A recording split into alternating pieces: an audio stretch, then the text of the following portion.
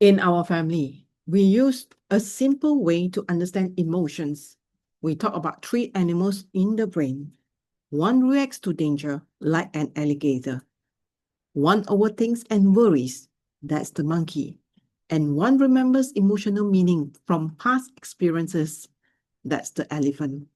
And these stories happen on a day when all three animals show up at once. We were already inside a shopping mall when my youngest daughter started to having a tantrum. Without thinking much, I did what felt practical in the moment. I passed my youngest son to my husband so I could attend to her. No explanation, no warning, just a quick switch. To me, it felt normal, but to my youngest son, it didn't. Almost immediately, I felt something shift in his body. He didn't cry. He didn't have words. He pushed my husband away. He screamed, ah, and he clung to me harder. His body went stiff. His eyes started scanning. It was pure panic without language. This wasn't bad behavior. This was his alligator brain sensing a danger.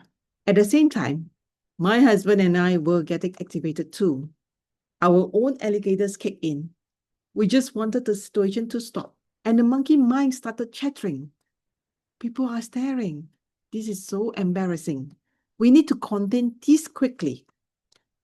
We walked out of the mall. We tried explaining. We tried reasoning. Nothing worked because his body wasn't in a place to listen. Eventually, my husband said, let's just go home. And honestly, we were about to. What happened next is the part I don't want parents to miss, because the solution didn't come from me or a parenting strategy. It came from my daughter. My eldest daughter quietly said, why don't we go to Family Mart first? Let him calm down. Let it have something he likes. Then we talk. So we walk, not rushing, not dragging, just walking. As we walk, I felt his body begins to soften, his grip loosen, his breathing slow, the panic drained out of him. By the time we reached Family Mart, he was no longer panicked. He started looking at toys. He became curious. He re-engaged with the world. And then my daughter said something that stopped me in my tracks.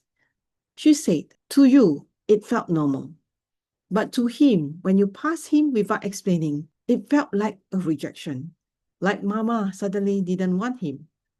That was his elephant. The meaning his body made in that moment.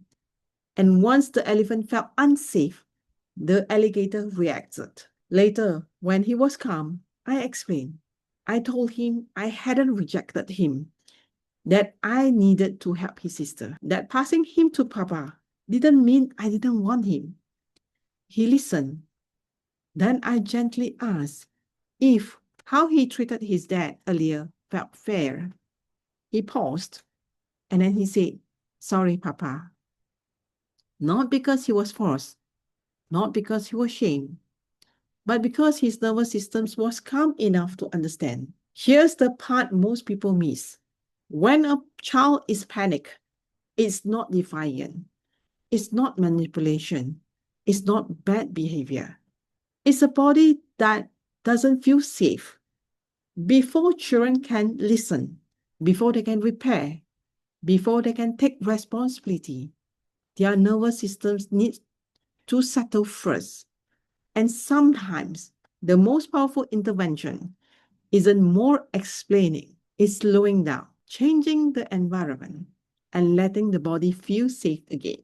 If moments like this feel familiar in your home, you are not alone. If you want to understand what your child's nervous system is really asking for, you can book a calm strategy call.